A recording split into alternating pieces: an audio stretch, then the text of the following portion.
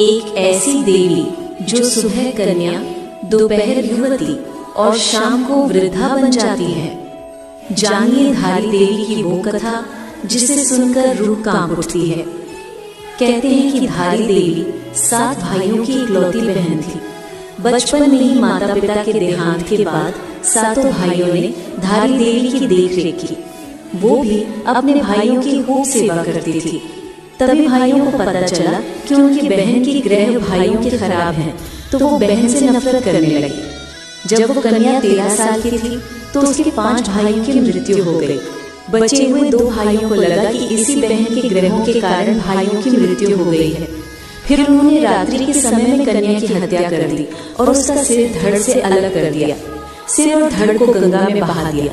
कन्या का सिर बहते हुए दूर धारी गांव में पहुंच गया।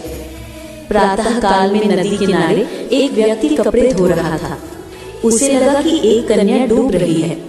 तभी उस सिर में से आवाज आई कि डर मत, मुझे बचा। उस व्यक्ति ने ऐसा ही किया। जैसे ही उसने कन्या समझकर सिर को उठाया तो कटा हुआ सिर देखकर घबरा गया।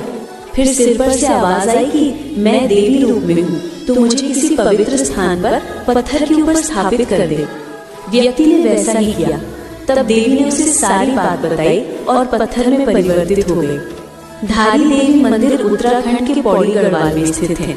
माँ धारी को उत्तराखंड की रक्षक भी कहा जाता है।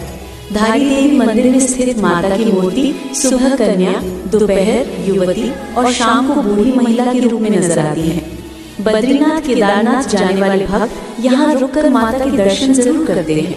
माना जाता है कि धारी देवी उत्तराखंड की 4 धाम की रक्षा करती हैं। माँ धारी को पहाड़ों की रक्षक देवी माना जाता है।